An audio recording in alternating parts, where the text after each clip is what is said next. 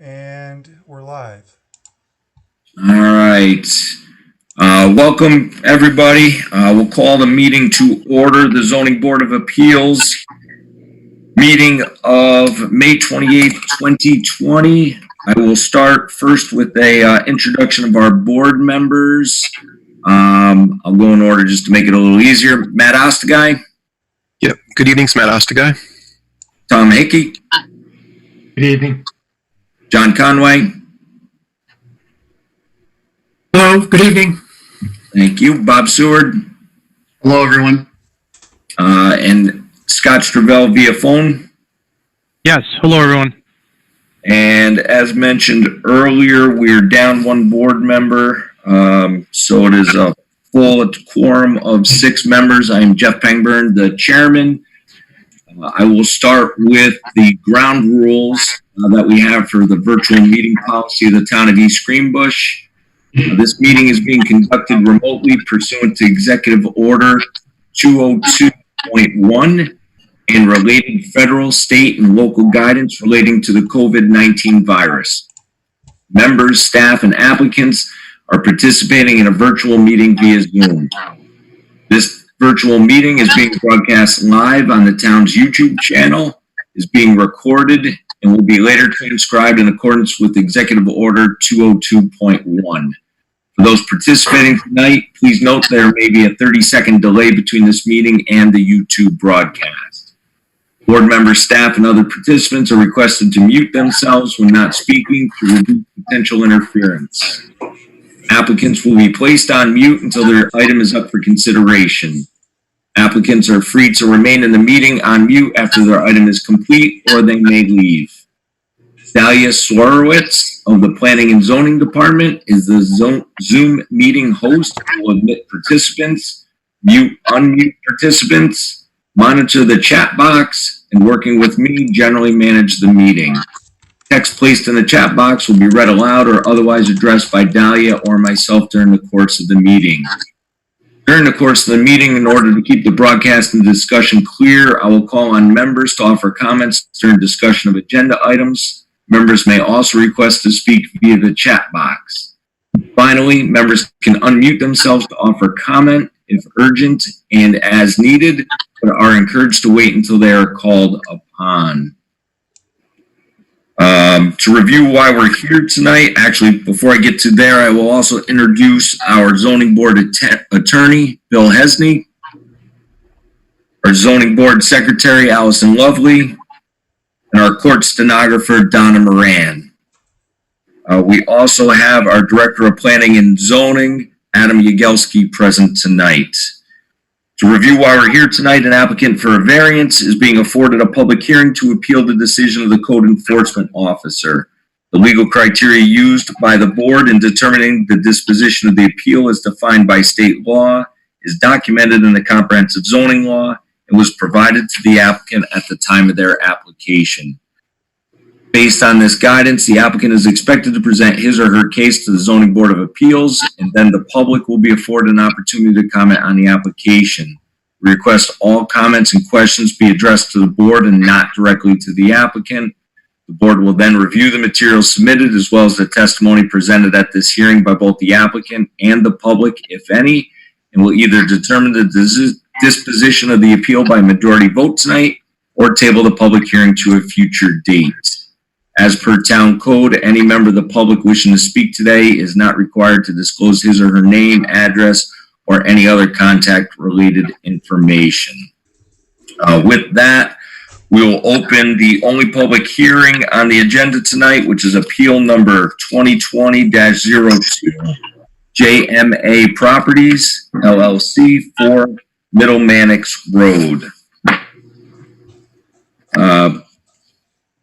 The applicant proposes the installation of 2 facade-mounted signs on a windscreen in the OC zoning district. Review of the proposed work will not comply with the following provisions. Section 3.3.7H, sign sizing, color, and placement.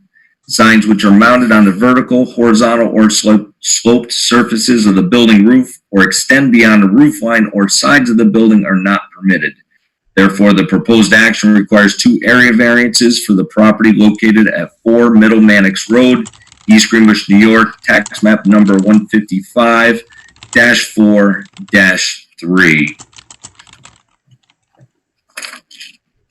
With that, within the packet of materials, we have the applications signed by a Thomas Wheeler. We have an authorization form that JMA Properties gives permission to AJ Signs to represent them on the application in front of us tonight. We also have from the Planning Board dated February 27th, 2020, a motion made by the Planning Board to adopt Dan Patton's report and recommendations as its own and shall submit the report to the Zoning Board of Appeals. That motion carried by a 6-0 vote. Within the detailed report, Dan Patton reported after careful review of this area variances request based upon sound planning and zoning considerations, I give a positive recommendation to the Zoning Board of Appeals. We also have a notification of zoning review action.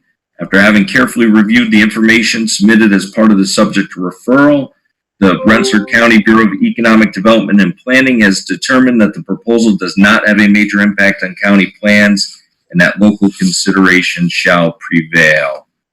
With that, we can turn it over to the applicant. It looks like we have Emma Van Voorst to represent the applicant tonight. You could just introduce yourself and then review the signs being proposed as well as the need and the context for the area variance criteria. Welcome, Emma. Thank you, Jeff. My name is Emma Van Voorst. I'm representing both All Kids Smiles and Adirondack Ortho. We have worked together to kind of establish what we feel would be the best fit for the building signage-wise. As you can see, I'm sure everyone has seen the conceptual drawing of the building. If not, let me turn around my screen just so we can get a better idea. This was kind of before even they brought us in to kind of help with the signage. BBL had conceptually drawn this up, that this would be the best placement for the signs. As I'm sure you all, if you've all driven past the property, it sits down, I guess, down the hill. And for visibility, we really are suggesting and recommending that those signs be placed on that windscreen, roof screen, just so people who are driving by or needing to pull in around that roundabout can see it easily, especially in the winter months when it gets darker sooner. And them being new to the area, people don't necessarily know where they are and where their new location is.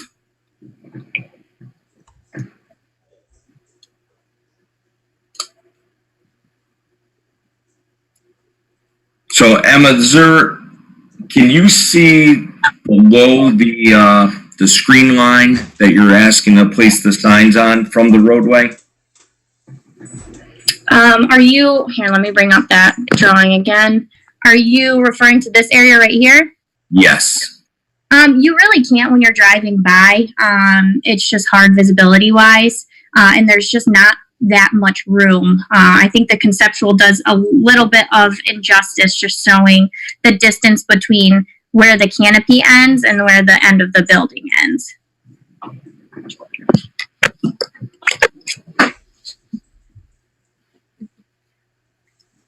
I will open it up just for questions from the board members. I'll see if I can get that figure on the screen. Do you have that, Allison? Allison, you're muted. What was that, Jeff? I'm sorry. Do we have a copy of the renderings? I had them. I just don't have them handy right now. Yeah, I can try to pull them up here. Just bear with me a minute.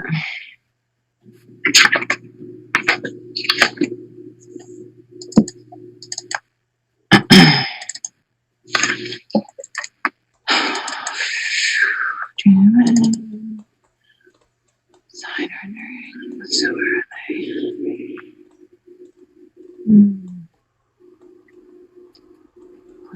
Planning board. Okay.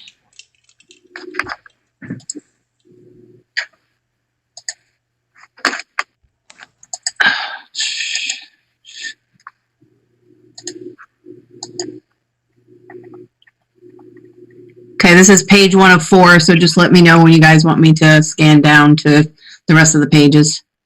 If you can go to page 2, I think is the rendering she showed. Okay, that one, yeah. Cool.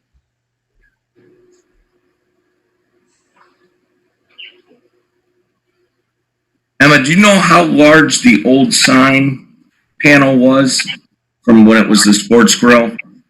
I have that. The only problem, you're talking about the sign on the building. Yes. Bear with me because I was just looking through it. The only problem is the building itself, the facade totally changed. It went from having a ton of curvatures and like an archway on one side. I don't know if you can see. Let me bear with.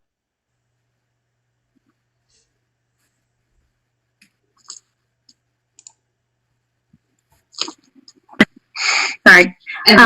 This is the old one. We've done this sign. We did this sign for this client as well. See, just a way different facade, but it looks like that was, this specific sign was 63 inches. And then there was another one.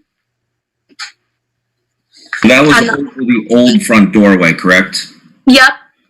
So that was on, hold on, bear with me.